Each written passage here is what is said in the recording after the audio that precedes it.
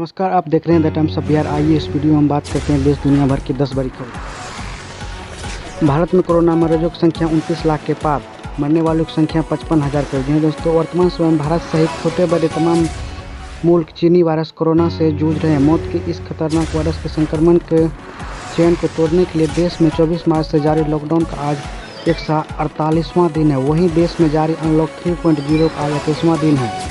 Unlock 1.0, unlock 2.0 और unlock 3.0 के तहत देश में शर्तों के साथ होटल, मॉल, धार्मिक स्थल समेत कई सार्वजनिक जगह भी खुल चुके हैं। इन सब उपायों से जनजीवन और अर्थव्यवस्था तो पटरी पर लौटने लगी है, लेकिन इन सब के बीच देश में कोरोना संक्रमितों की संख्या थमने का नाम नहीं ले। कोरोना का कहर देश में लगातार जारी है। हर रोज कोरोना की बढ़ती संख्या परेशान करने वाली ANI के ट्वीट के मुताबिक देश में अब तक 29 लाख से ज़्यादा लोग कोरोना से संक्रमित हो चुके हैं, जबकि कोरोना की चपेट में आकर मरने वालों का आंकड़ा 55,000 करीब पहुंच गया है। अच्छी बात यह है कि देश में अब तक 21.50 लाख से ज़्यादा लोग ठीक होकर घर जा चुके हैं। सुशांत सिंह राजपूत केस में सुप्रीम कोर्ट से हरी झंडी मिलने के बाद मुंबई पुलिस पहुंची। CBI ने अपना काम शुरू कर दिया। CBI की 16 सदस्यों की टीम मामले की जांच में जुटी है। ED के बाद रिया पर CBI का भी शिकंजा कस सकता है। वहीं CBI का एक टीम बांद्रा पुलिस स्टेशन पहुंची है। इससे पहले CBI ने सुशांत के कुक नीरज को पूछताछ के लिए हिरासत में लिया है। CBI अफसर जिस गेस्ट हाउस में रुके, वहीं पर जांच एजेंसी का टीम नीरज से पूछताछ कर रहे। सुशांत की मौत से पहले नीरज ने उसे जूस दिया था। CBI की शिफ्ट टीम बांद्रा के DCP अभिषेक त्रिमुखे से मिलने पहुंची है। प्रोटोकॉल के तहत सुशांत केस की जांच को लेकर बात होनी। इस मीटिंग में सभी ऑफिशियल डॉक्यूमेंट्स लिए जाएंगे। एजेंसी अब तक केस में की गई सभी जानकारी, फोरेंसिक सबूत, पोस्टमार्टम रिपोर्ट, दर्ज किए गए बयानों का हैंडओवर लेगी। CBI आज सुशांत के फ्लैट पर जाकर भी जांच की जाएगी। इससे पहले गुरुवार को मीडिया ने रिया चक्रवर्ती की गिरफ्तारी को लेकर सवाल किया था, तो CBI अफसर बिना कुछ बोले आगे बढ़ गए। रिया और उनके परिवार से पूछताछ होगी, लेकिन यह साफ नहीं है कि सवाल जवाब आज हो पाएंगे या नहीं। CBI की जांच बिहार पुलिस की FIR पर बेस्ड होगी। उस FIR में आत्महत्या के लिए उकसाने, धोखाधड़ी और साजिश रचने की धाराओं में केस दर्ज किया गया है। कोविड-19 के दौरान नौकरी जाने वालों के लिए बड़ी खुशखबरी, बेरोजगारी भत्ता देगी सरकार।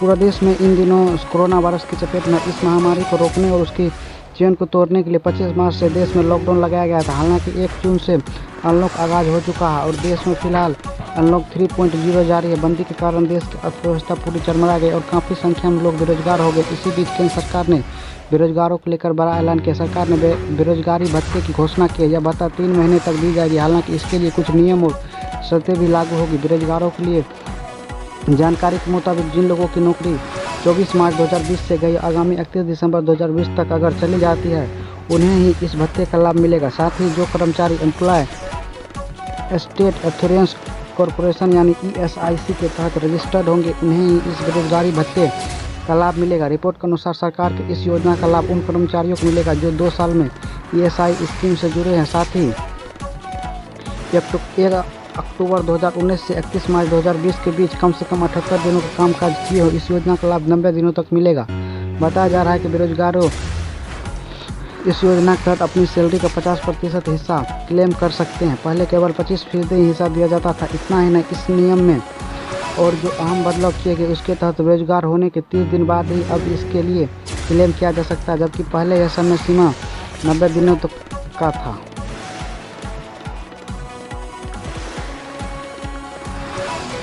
कोरोना संकट और मानसून के कहर के बीच अब मुंबई में हाई अलर्ट जारी किया गया है। मौसम विभाग के मुताबिक मुंबई में हाई टाइड के दौरान समुद्र की लहरें 4.75 मीटर की ऊंचाई तक उठ सकती है। संभावना जताई जा रही है कि आज दोपहर मुंबई में समुद्र की लहरें काफ़ी ऊंचाई पर उठेगी। इसे लेकर प्रशासन और पुलिस निगरानी में लगी हुई, ताकि तटीय क्षेत्रों पर लोगों को किसी प्रकार की परेशानी न हो।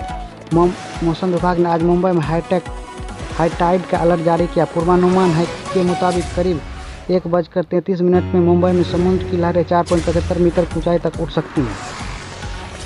इसके साथ ही यूपी के 11 जिलों को मौसम विभाग ने हाई अलर्ट पर रखा है। मौसम विभाग द्वारा उत्तर प्रदेश को लेकर ताज़ा अनुमान जारी किया गया है। मौसम विभाग के अनुसार शुक्रवार को सूबे के पश्चिमी इलाके के कुछ जिले में हल्की बारिश की संभावना है। जिन जिलों में अगले कुछ घंटे में बारिश हो सकती है उनमें मुरादाबाद, अमरोहा, बुलंदशहर, हापुड़, मेरठ, बिजनौर, मुजफ्फरपुर, शामली, सहारनपुर, बागपत और गाजियाबाद नाम शामिल। इसके अलावा राज्य के अन्य सभी जिलों में आमतौर पर मौसम खुला रहेगा। पूर्वी यूपी, तराई, मध्य रुहेलखंड, ब्रज क्षेत्र और बुलंदखंड किसी भी क्षेत्र में आज बारिश की गुंजाइश नहीं है। हालांकि अभी तक मौसम विभाग के अनुमान के अनुसार आगामी 3-4 दिनों में पूर्वी यूपी में कई सारी जगहों पर जबकि पश्चिमी यूपी में कई स्थानों पर बारिश की संभावना है। फिर सख्त लॉकडाउन की घोषणा। आज शाम 7 बजे से नाइट कर्फ्यू भी लगेगा। जी हाँ दोस्तों, भारत में कोरोना का कहर थमने का नाम नहीं ले रहा। पिछले 24 घंटों में करीब 69,000 नए मामले सामने। इसके साथ ही कुल मरीजों की संख्या 29 लाख के पार पहुंच गए। महाराष्ट्र में कई राज्यों में हालात बेकाबू होते जा रहे। इसी कड़ी में अब पंजाब में कोरोना के बढ़ते संक्रमण को देखते हुए राज्य सरकार ने फिर से सख्त लॉकडाउन की घोषणा की है। अगस्त में अमेरिका को पीछे छोड़ा। अब कोरोना का रफ्तार सबसे बड़ी मुसीबत। मुख्यमंत्री कैप्टन अमरिंदर सिंह ने लॉकडाउन के सख्त नियम लागू करने का फैसला किया है, जिसके तहत 21 अगस्त से शाम 7 बजे से सुबह 5 बजे तक नाइट कर्फ्यू लगाया गया। वहीं प्रदेश में वीकेंड लॉकडाउन की घोषणा की गई। लॉकडाउन के नए नियम।